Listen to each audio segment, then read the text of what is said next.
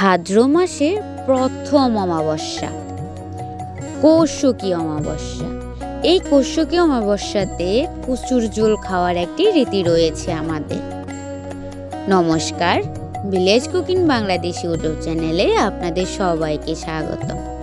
প্রতি বছর ভাদ্র মাসের প্রথম যে অমাবস্যাটি পড়ে, সে অমাবস্যায় কচুর ঝোল খাওয়ার একটা রীতি থাকে আমাদের।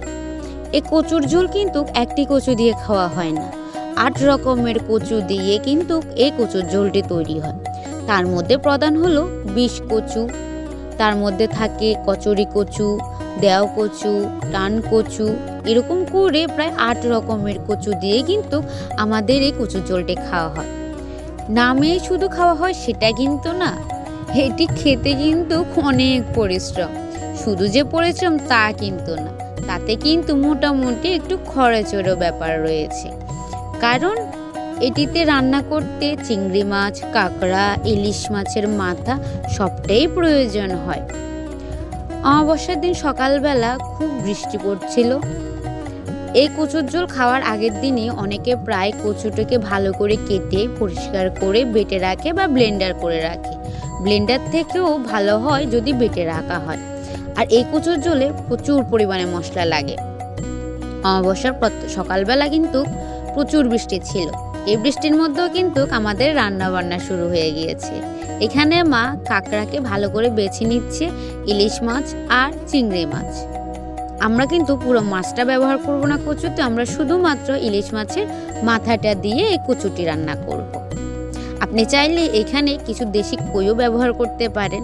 অনেকে আরও ধরনের মাছের মাথা দিয়েও কিন্তু এই কচুটি রান্না করে। শুধু যে ইলিশ মাছের মাথা দিয়ে তা কিন্তু না, ইলিশ মাছের মাথা দিয়ে খেতে একটু বেশি ভালো লাগে, ওই জন্যই ইলিশ মাছের মাথাটি ব্যবহার করা হয়। আপনি চাইলে কাতলা মাছের মাথা, রুই মাছের মাথা, বড় যে মাথাটি ওইটা দিয়েও এই কচুর ঝোল রান্না করতে পারেন। এই কচু রান্না করতে প্রায় গোটা একটি নারকেলও ব্যবহার করা হয়। ওটিকেও ভালো করে বেটে নিতে হবে।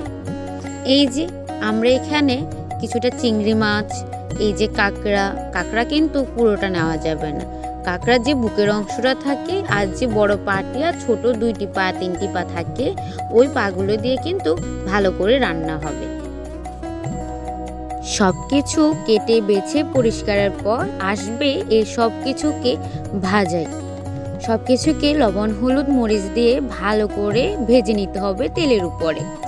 ভাজার পরে এখানে প্রথমে একটু হালকা তেলে সব কচু ঢেলে দিয়ে ভালো করে কষাইতে হবে। এই যে দেখেন, এখানে সব ধরনের ভাজি পোড়া আগেই হয়ে গিয়েছে আমাদের। এরপরে কষানোর সময় হালকা একটু লবণ আর ওই যে গোটা কিছু মশলা আমরা কচুতে ব্যবহার করি, গোটা পেঁয়াজ, গোটা রসুন, ওই জিনিসটাও কিন্তু সাতলানোর সময় দিয়ে দিবেন, যাতে করে রসুনটা তাড়াতাড়ি সিদ্ধ হয়ে যায়। যেহেতু আমাদের রসুনটা একটু বড়, তাই আমরা এটাকে পরিষ্কার ভালো করে ছোট ছোট কোষ আকারে নিয়ে ব্যবহার করেছি। আপনি চাইলে ছোট যদি রসুন হয়, আপনি গোটা রসুনটা ব্যবহার করতে পারবেন, যেরকম খাসির মাংসে ব্যবহার হয় তেমন। এরপরে মা এখানে হলুদ, একটু মরিচ গুঁড়ো, এরপরে হচ্ছে আদা বাটা, একটু পরিমাণে হচ্ছে রসুন বাটা, রসুনটা একটু বাড়িয়েই দিতে হয়। এরপরে আপনি এখানে জিরার গুঁড়ো ব্যবহার করবেন। সব মশলা মা এখানে ব্যবহার করেছে, করে ভালো করে নেড়ে চেড়ে ভালো করে সাতলাইতে হবে। কচুটা আসলে খুব সেনসিটিভ, অনেকে ভয়ে কচু খায় না। আসলে ভয় পাওয়ার কিছু নেই, রান্না করার কিছু পদ্ধতি থাকে, ওই পদ্ধতিগুলো অবলম্বন করলে আপনিও কচু খেতে পারেন। এই যে গোটা একটি নারকেল, এটিকে ভালো করে বেটে নিয়েছি, তারপরে ওই নারকেল বাটাটা সম্পূর্ণটাই দিয়ে দেব। কচু খেলে হয় না, কচুর কিন্তু ঝালও আছে। কেন বলি, কচু খেতে মাংসের থেকেও কিন্তু মশলা পরিমাণ একটু বেশিই লাগে। খাসির মাংসে যে মশলাটা না ব্যবহার করি, তার থেকেও বেশি আমরা কচুতে ব্যবহার করি।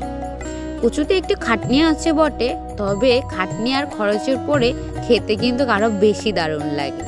আর যারা আপনারা কচু খান না, তাদেরকে আমি পরামর্শ দিব কিছু ট্রিক্স অবলম্বন করবেন, দেখবেন আপনিও কচু খেতে পারবেন। এরপরে উতরানো যে গরম জল ওটা দিয়ে দিব, ভালো করে সাতলানোর পরে গরম জলটা ব্যবহার করার চেষ্টা করবেন, এতে কচু খেতে আরো বেশি ভালো লাগে। এখানে আমার মা কিছু গোটা কাঁচা লঙ্কা আর 2 টুকরো কাঁচা সুপারি দিয়ে দিয়েছি। যদিও ভয় থাকে যে কচু গলায় ধরবে, এই যে কাঁচা সুপারিটা ব্যবহার করা হয়েছে এটি দিলে কিন্তু আর গলায় ধরবে না।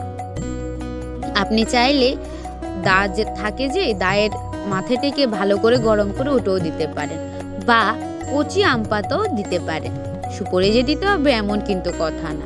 আপনি চাইলে এটির মধ্যে 2 টুকরা চালতা ফেলে দিতে পারেন, বা 2 টুকরো তেঁতুল ফেলে দিতে পারেন, যদি আপনার মনে হয় যে এটি গলায় ধরবে।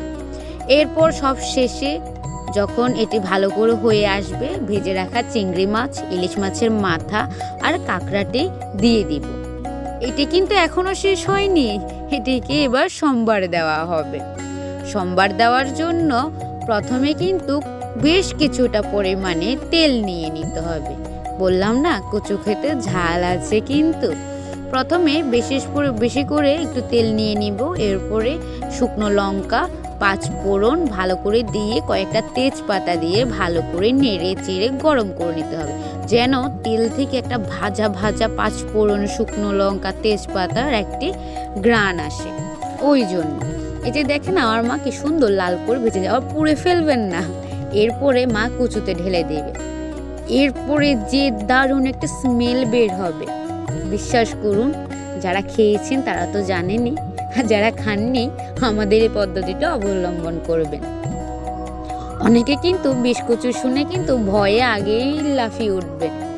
সত্যি বলছি, আমরা এটিকে খুব মাংসের থেকেও বেশি স্বাদ হিসাবে বা খুবই মজা করে এই খাবারটি খেয়ে থাকি। বিশ্বাস করেন মাংস মাছকেও হার মানাবে এই কচুর ঝোল। বছরে কিন্তু একবারে তৈরি হয়, আর অনেকে বলে এই কচুর ঝোল নাকি ওষুধ হিসাবে কাজ করে।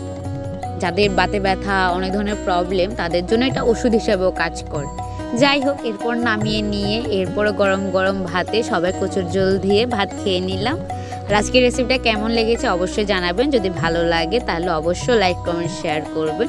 আর এত সুন্দর সুন্দর ভিডিও দেখার জন্য আমার পাশেই থাকবেন। আমি নিত্য নতুন আধুনিক গ্রাম বাংলার হারিয়ে যাওয়া অনেক রান্নাবান্না আপনাদের সাথে শেয়ার করব। আজকের ভিডিওটা কেমন হয়েছে অবশ্যই আমাকে জানাবেন।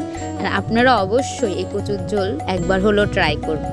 ট্রাস্ট মি, বড্ড বেশি ভালো লাগবে, আপনার মাছ মাংসকেও হার মানিয়ে দিবে। আজকের জন্য এইটুকুই। সবাই আমাকে একটু সাপোর্ট করবেন, ভালোবাসা দিবেন, সবাই পাশে থাকবেন। রাধে রাধে।